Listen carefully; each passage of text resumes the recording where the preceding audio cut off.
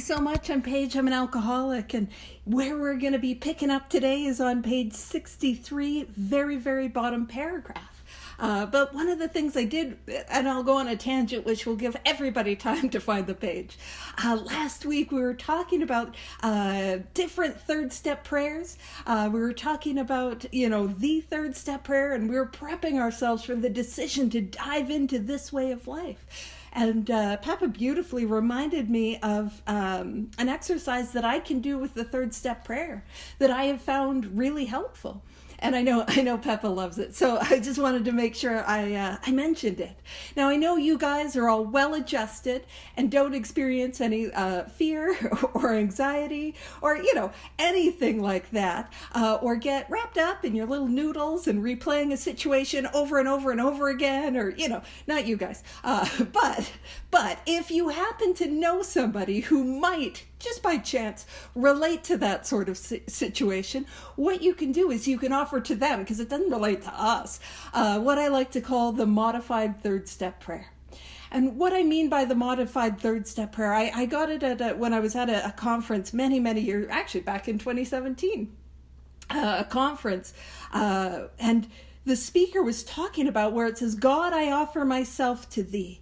What I can do is anything that I'm worried about, anything that I'm afraid about, uncertain about the outcome, or wanting to get my grubby little paws in. I know you guys can't relate, very clean paws you guys have. Mine are a little grubby. But anything like that, what I can do is I can instead of offering myself, I can throw in that thing that I'm obsessing about. Maybe you're worried about your kids. God, I offer my kids to you to build with and to do with as thou wilt. And then the prayer goes back to normal. Relieve me of the bondage of self, that I may better do thy will. And so on. And, maybe you're worried about work. God, I offer my employment to you to build with and do with as thou wilt. Or God, I offer my finances or my health or my whatever. And it's a fun, and you might be like, fun? Listen, we're about to get into step 4. Doesn't get more fun than that. But it is a fun way to just utilize a very common, well-used prayer in a slightly different way.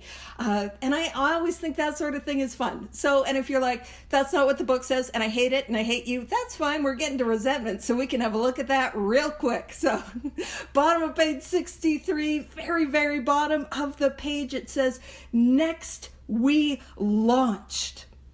And I want to talk about launch. Well, two things, next and launched. So how do I know if I've really made that third step decision? Again, more summary. The third step is simply a decision to take these 12 steps as a way of life, like my life depends on it, because it does. And so how do I know if I've made the third step decision? Well, my next action is diving into the fourth step. That's how I know. That's how I know I've made that decision. Because a decision without action gets me nowhere. And it says we launched. And that word launch talks about a sense of velocity, a sense of action. Not we tiptoed, not we strolled, not we lollygagged. Now, when I was a kid, my mom all the time would tell me to stop dawdling. I was a dawdler. It's a thing. I dawdle. It might be the unmedicated and undiagnosed ADHD. I'm like, oh, what's that? I'm just dawdling all over the place. No dawdling here in that fourth step. It is a launch. Now, if you guys remember, actually, it was the week before last, we were talking about these different orientations that we get to have with this power that is greater than ourselves, if they work for us. They're all metaphorical. But one of them is where it says, he is the principal, we are his agents. Now, if y'all remember, I like to make that little joke, 00 Page, pew pew, agent for God. Now that's not what that actually means. An agent is somebody who is allowed to act on behalf of a principal. That's what that means. But it's way more fun to be like, 00 Page, where's my Aston Martin? Where's my laser watch? Do I get a jetpack? And then I see next we launched. Oh man, I'll get my spiritual jetpack on. I'm excited for it. Ooh, what are we gonna do? What's my excited 007 activity?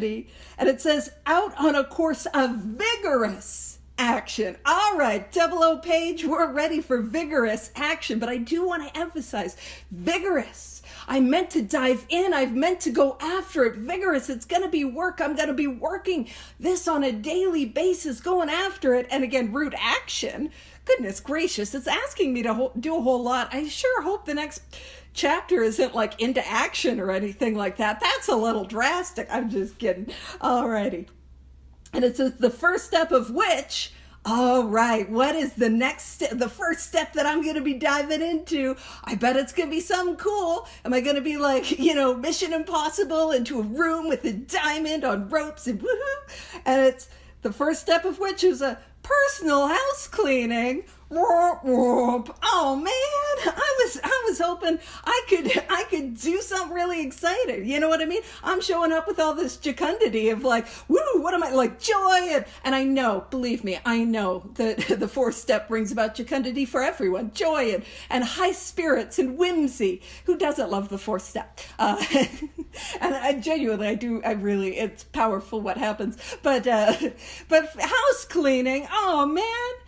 And it says, which many of us had never attempted. And so that is the reality. I've done before I came to Alcoholics Anonymous, I had tried a lot of things, but I have never really gone inward. And I wanted to. Like, I am somebody, I'm pro-therapy. Like, I was trying therapy, I was trying counseling, I was trying these things, but I had not been able to go inward at the depth that was required for freedom. When it says, which many of us had never attempted. And it says, though our decision. Now, the decision that we are referring to is the third step. So, though our decision, step 3, was a vital and crucial step. It is it is a life-giving, it is, vital. It could have little permanent effect. And I am after permanent effect. Because my step 1 realization tells me, man, if I don't find something, if I don't find what I come to realize in step 2 is spiritual awakening, I realize that I am going to drink again. I'm going to relapse. I'm in trouble. So a permanent effect, I need permanent effect. And it says, unless at once. Now, if next didn't feel like a time parameter, that's fine. Some people are like, next isn't a time parameter. It feels a little time parameter. To me, it's okay if it doesn't for you. At once, there's not a lot of debate on that. At once is pretty like, right now, dive in, let's go. So at once followed by a strenuous effort. Strenuous. So again, that I'm going after this. I'm working at this. It's active. It's not passive. It's strenuous effort to face and to be rid of the things in ourselves which had been blocking us. So this is what the whole point of step 4 is to begin to face so that we can begin to get rid of the stuff inside of me that's blocking me. Blocking me from what? Blocking me from a higher power, God, the creator, the spirit of the universe. What we're going to identify is the stuff inside of me that's blocking me from this power. That power is there, but I'm blocked. I'm disconnected. I'm feeling the sense of apartness. And what's causing that? We spoke about that last week or the week before, when we spoke about selfishness, self-centeredness, that we think is the root of our troubles.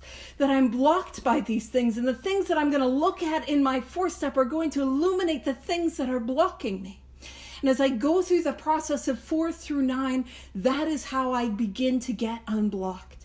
Now, I kicked this off doing a bit of a talk about prayers. If you're familiar, in the 12 and 12, in step 11, we have a prayer that is known as the St. Francis prayer.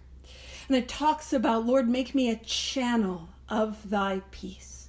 And that for me is a beautiful metaphor of what I'm trying to do, to be this channel, and I'm blocked.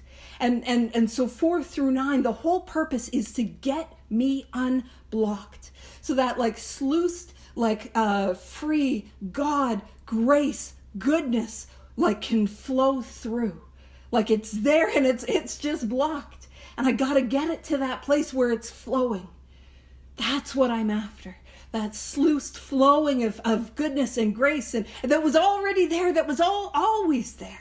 But I'm blocked. So I got to at first see what is blocking me. And it says, our liquor was but a symptom. So drinking is a symptom of the deeper issue, this conscious sense of disconnect from a power greater than myself. And our solution to that pain was alcohol. I don't know about you guys, but I took a drink and it worked. It worked, man. I didn't have to feel the way that I was feeling. I didn't have to go through what I was going through. I didn't have to live in the pain that I was living. It worked. Until I started experiencing, very quickly, to be honest with you guys. I know this is a shock. It was consequence heavy from the beginning for me. But I would experience consequences. And I saw that I could not drink again. But unfortunately, I have the obsession of the mind, and the obsession of the mind would tell me this time will be different.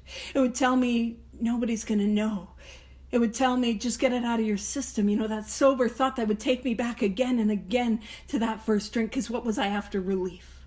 So what happens is when I treat the spiritual malady, when I treat that with a spiritual awakening, what happens is that obsession of the mind is gone. And if the obsession of the mind is gone, then I don't take that first drink. And that's something we're going to talk about. And if I don't take that first drink, I don't set off the phenomenon of craving. I don't set off the allergy. Now, that's something we're going to talk about, depending on how I do for time. And the odds are not good, because it's me. Listen, we're going on tangents. It's happening. But we're going to see that that's what we do. We treat the spiritual malady. It alleviates the obsession of the mind. And when the obsession of the mind is gone, I do not take that first drink. And that's what we're doing.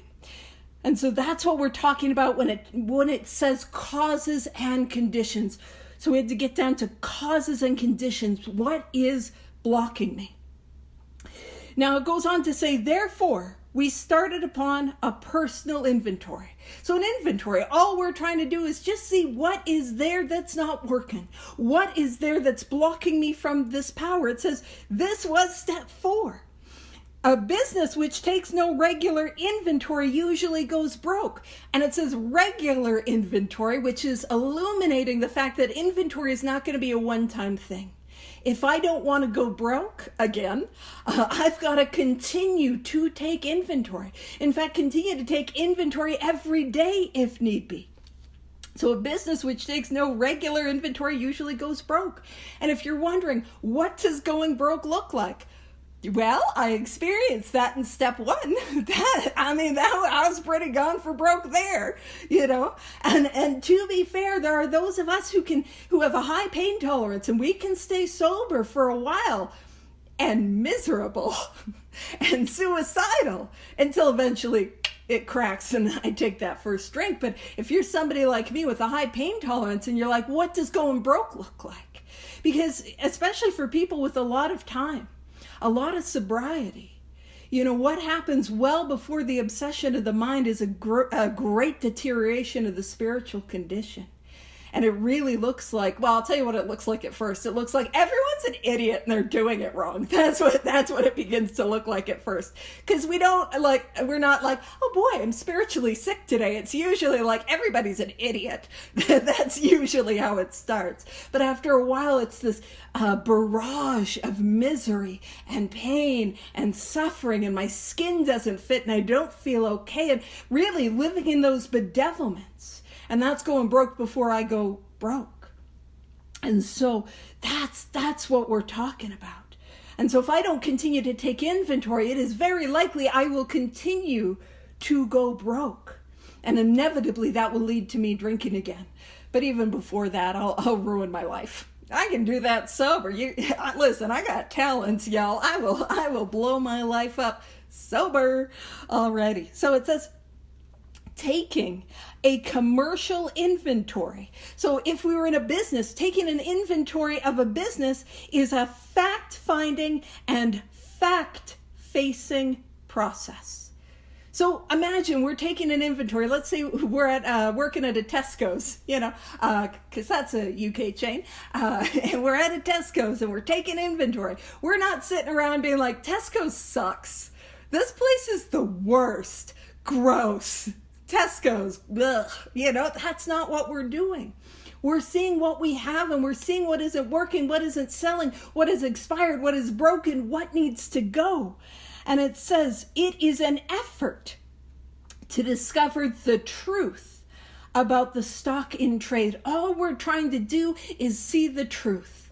And I'll be honest, I can't see the truth until I do inventory. That's my experience. And ask yourself if that's your experience. So you show up to a situation where you're in pain, you're afraid, you're angry, whatever it is. And then you write some inventory and you see that exact same situation in a radically different way.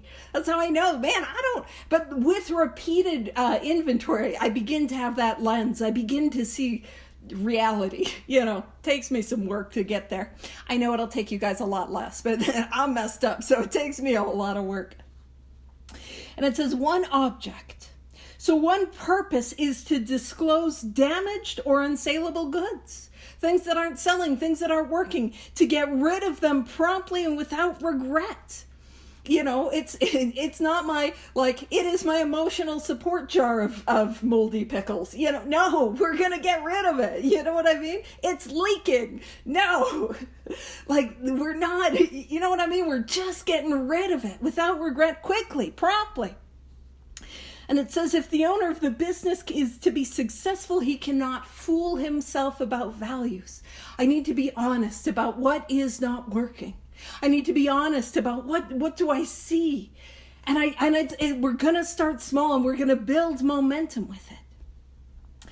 Now, when we're gonna talk about we're doing the exact same thing with our lives, but when we talk about this house cleaning, I have this metaphor, and it might be helpful, it might not, and feel free if it doesn't apply.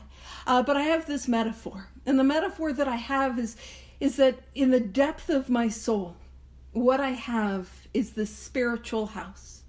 Now, all of my metaphors are consensual, so you can be like, no, girl, I'm not here for your metaphor. That's fine. But if you're picking up what I'm throwing down, what I want you to know is that the depth of your soul is a spiritual house. And that house is good. That house is valuable. Man, if there was a capital D, capital A, divine architect, man, let me tell you, you be rocking and rolling with a Frank Lloyd Wright house. You know what I'm saying? I really wish I knew other architects. There's been times I've done the big book study and I've been like, I don't know other architects. And then people put a list of architects in the chat and I'm like, I'm not going to remember those at all. That's not how this is going to work in my little noodle. But it is a worthy house. It is a good house. Man, y'all should see that property value on your spiritual house. Ooh, look at that. Now, I am no longer talking about your house. I am solely talking about my spiritual house. And I want you to know I got a problem. I'm a bit of a spiritual hoarder. You know what I mean? It is bad. Call in TLC, call in the cameras, hoarder. It is bad. And I know you guys can't relate, but you can smell it down the block. It's not good. And so I got this spiritual house. And in my spiritual house, I've got these things, and I know you guys don't have them, but I got them. And what they're called is resentments. And my resentments are like these newspapers that are decades old. Yes, decades. I've been alive for multiple of those. But they're decades old, and they're piled all the way from floor to ceiling. And what happens when those newspapers are piled all the way from floor to ceiling is it blocks out the windows, which blocks out the light. And I'm sitting alone in darkness. And when I'm in that darkness, I've got these things, and I know you guys can't relate, but I got these things, and they're called fears. And my fears are like empty bottles and cans that are strewn all over the floor. And I can't move, and I can't take a step without them clinking and clamoring and sounding bigger and louder than they really are. And I know you guys definitely don't relate to this, but I've got this stuff. It's called sex conduct. It's a little like the dead cats behind the freezer. You know what I mean? I know they're there. I can smell them. Now, I also want to be very, very, very clear. No cats were harmed in the making of this metaphor. It is only a metaphor. All cats are okay. It's just a metaphor. And so what am I going to do? Well, I'm not going to burn the house down. The house is valuable. The house is worthy. I'm going to start cleaning the house, and that's what we're going to do in the fourth step. And so in step 4, what I'm going to do is I'm going to take down those newspapers one by one. And I'm going to start to put them into bags and into boxes. And once you know it, as I pull down those newspapers, I have a look at them. And the information was wrong the whole time. I thought it said extra, extra. All of you are jerks. Turns out extra, extra, I'm the jerk. And that's where the freedom lies, in realizing that I was the jerk. And so I take these newspapers and I clean it and put them into bags and into boxes. And as I do that, the light from the windows begins to come into the house. And a lot of times as we go through this book, we'll see again and again the metaphor of God as light. And I love that metaphor. You don't have to.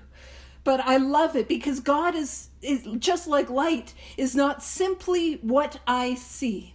It is also the way in which I see. Now let me explain that. And I'll use an example. I was a couple years ago. I was out in Ontario. I was there for 3 weeks, just bumming around, And we drove out. I was asked if I could speak at a meeting in Trenton, Ontario. And so it's this long drive. I feel like it's probably the 401, this long drive, and it's autumn in Ontario. And so it's the beautiful foliage, and that what is it? Magic hour where the lights, and it's beautiful, beautiful drive. And I go and do the talk, and it's a wonderful experience. So lovely. We go for dinner after, and we drive back. And of course the drive back, it's pitch black. And not that it wasn't a lovely drive, but you'll notice everything about what I could see on that drive back had changed, and yet nothing had changed. And those of us who have done this work of inventory, you'll have that experience of when the light comes, everything changes and yet nothing has changed. And if you're not sure what I'm talking about, for those who have written inventory, childhood get better, childhood didn't change. Family get better, family didn't change. Spouse get better, spouse didn't change. Those jerks on the road, they start driving better. Jerks at work start doing work better. They didn't change, but how I see them changes. So God is not simply what I see. God is also the way in which I see, the lens with which I look and see the world. It's almost like a new operating system. And again, if you're like, girl, what if there's a well-known Chuck Chamberlain? He wrote a book, and it's based off a series of talks he gave, and it's called A New Pair of Glasses. And that new pair of glasses is that idea, the ability to see the same world. Yeah, you got a copy. To see the same world in a whole new way. And that's what we're talking about, a new pair of glasses. So that light begins to come in, and I begin to see how if I rely on that light, I don't have to live in that darkness, and I don't have to live in that fear. And using that light, I clean up the bottles, I clean up the cans, and I deal with that fear. And then what I do is I deal with the dead cats, and I clean them up. No cats were harmed, it's a metaphor. And I through that process, I come up with the sane, sound ideal that I take to prayer, that I take to meditation, so I can be a responsible spiritual pet owner in the future. And I don't have to live in that guilt and in that shame. And that's what the fourth step is. When I take all those bags and boxes out of the house and I take them to the curb, man, that's that fifth step, where I share the contents of my inventory with God and another human being. And then when I take them to the curb, step 6 and step 7 is all about becoming willing and then asking for the cosmic garbage man, the spiritual 1-800-GOT-JUNK guy. I don't know if you guys have that. The spiritual skip company. That feels UK. The skip company to come and take it away. And that's that process that I'm beginning in the fourth step. And I'll just while I'm talking about it, we were talking about this idea like takes no regular inventory. I've got to continue to take inventory. Because, man, like, there's a couple of reasons. And I'll continue to take inventory in the 10th step. And I will then also continue to take inventory in the 11th step. And I continue to take inventory for a number of reasons. You know, and in a number of ways. So I'll talk about in a number of ways. If I'm sitting here and I got a cup of tea and I spill the tea, and I'm not talking about the gossip, although that can be a defect. But if I spill a tea or drop some food, then I pick it up at the moment. I notice, I see it, I clean it up in the moment. I don't wait till the end of the day, ideally. And then at the end of the day, there are some, ideally some things that we do on a daily basis, or if we miss something that we didn't notice, that we clean it up. And then occasionally life happens, if you got a real bad storm that comes in and it blows down a bunch of branches, you got to clean them up. Or maybe you got a visitor that's visiting with a toddler, and then you got to do a clean after that. You know what I mean? Or like a spring cleaning. I'm not in the eaves troughs cleaning the gutters. I'm not ever cleaning the gutters. It's not safe for me to be on a ladder. But metaphorically, I'm cleaning them up like once a year. And so we see these different times and ways, and that's covered in the 10th and 11th step. And sometimes life hits, and man, I just got to do some structured inventory about a big situation that blew up in my life. Or I was avoiding doing the work that I need to do, and everything built up, and I have to do a big one. And there's 3 reasons I have to continue to keep that house clean. The first is, man, I don't know if you could smell it, but it was bad. When I got here, that house, it was bad. And if I ever let it get as bad as it did by the time I got here, I'm going to drink again. I'm not going to be okay. I'm going to be in pain. So that's the first reason I got to keep it clean. The second reason I got to continue to keep my house clean is that my very life depends on helping you. My life depends on helping you, showing you how to pick up these tools, these spiritual tools, and showing you and helping you clean your house. And it does no good if I'm like, hey, we got to get into the gutters, but I don't know how to do it because I haven't cleaned mine. Or if I'm like, hey, we got to Swiffer or broom or mop, we don't have an opinion on cleaning companies or nothing. You know what I mean? Like, I got to dust, I got to vacuum, I got to mop, and I don't know how to do it.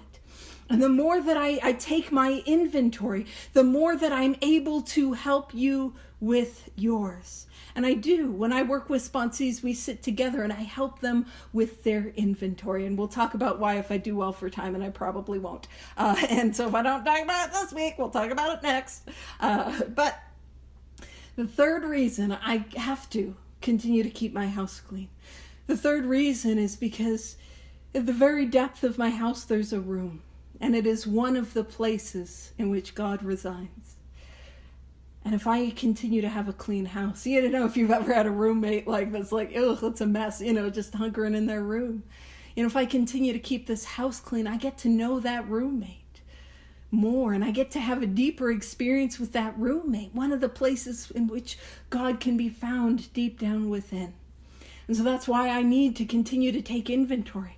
And the inventory process that I learn how to take in step 4 is the same thing that I'm going to utilize in step 10, and the same thing I'm going to utilize in the 11th step. And it allows me to begin to have freedom in the here and now.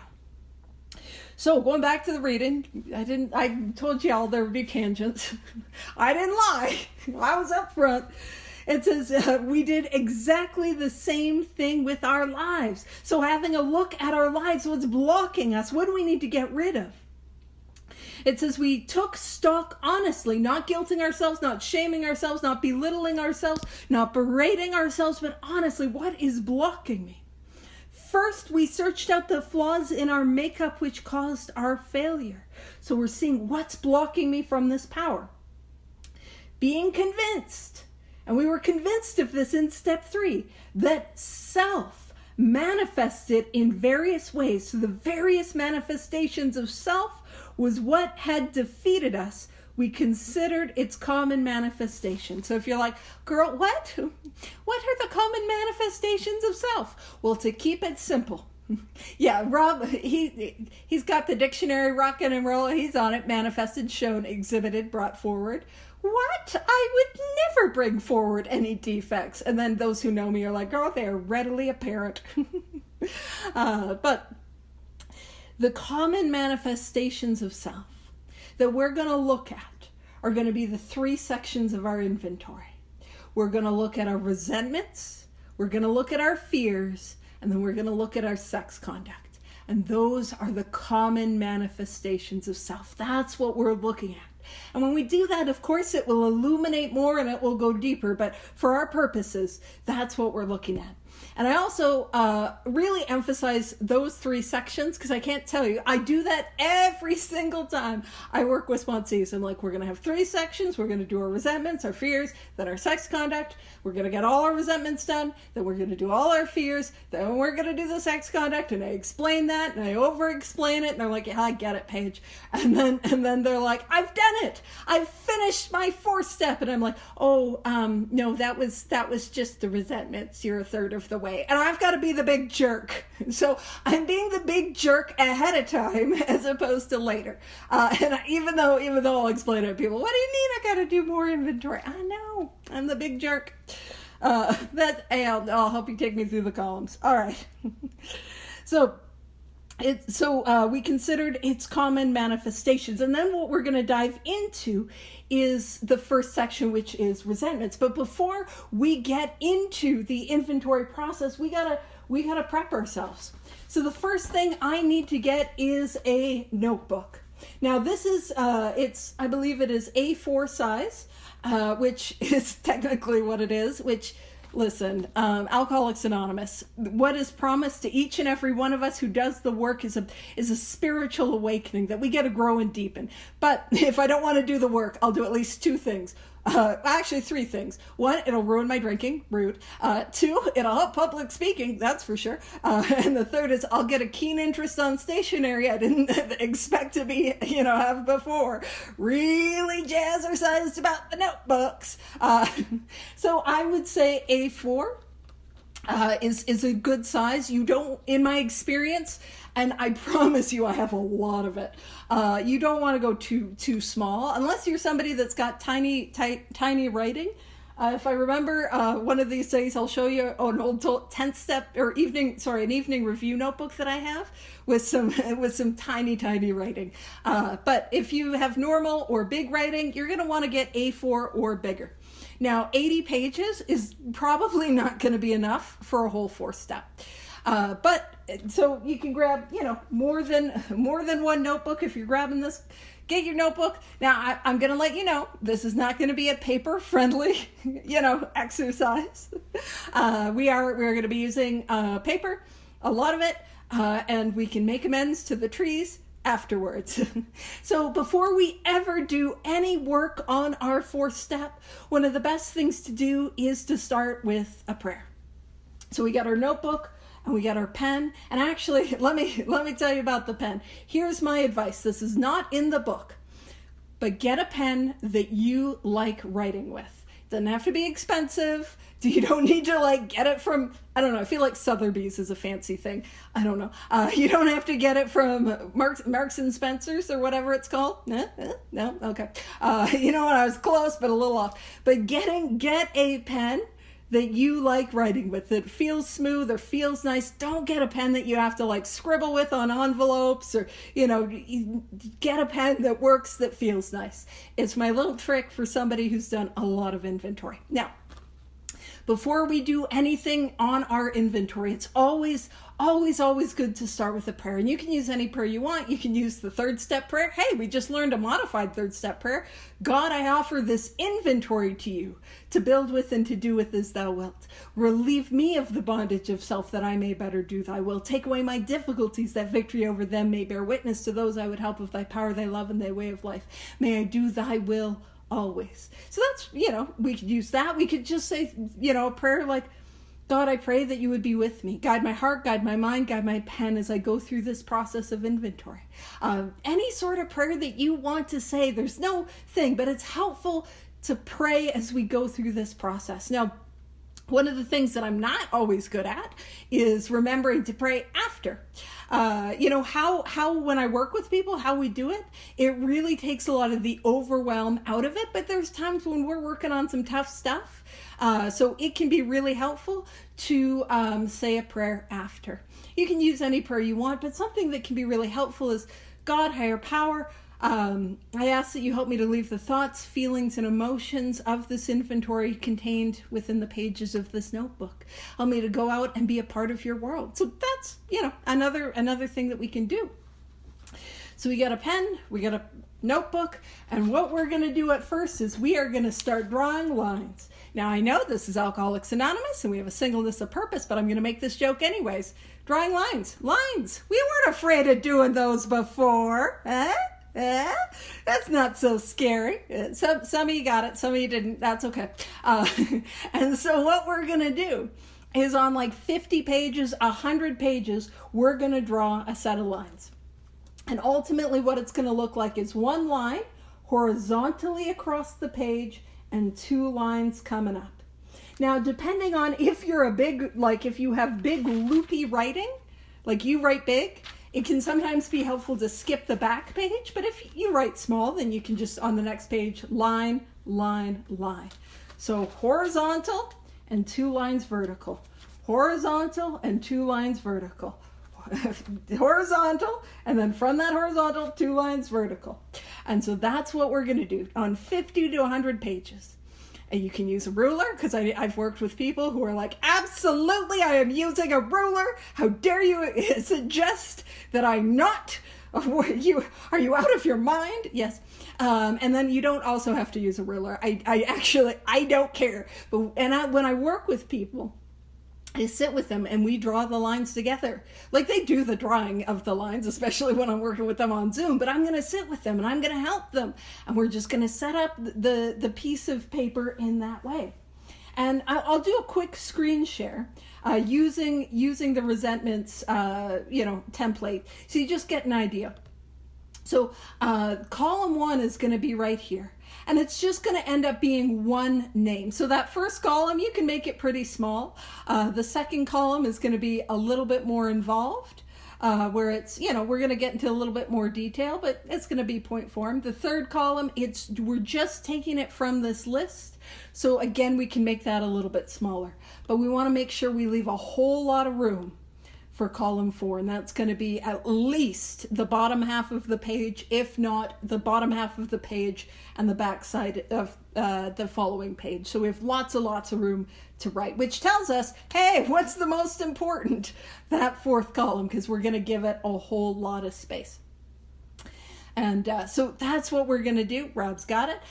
Line, line, line. And we're going to sit together and we're going to do that. And I'll let you know when I sit. Yeah, we got there. We got to that point where I said I would talk about it.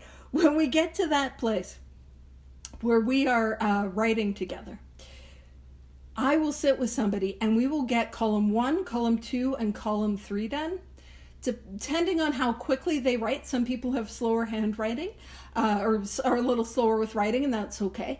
But I can get the first 3 columns done with them in an hour or 2.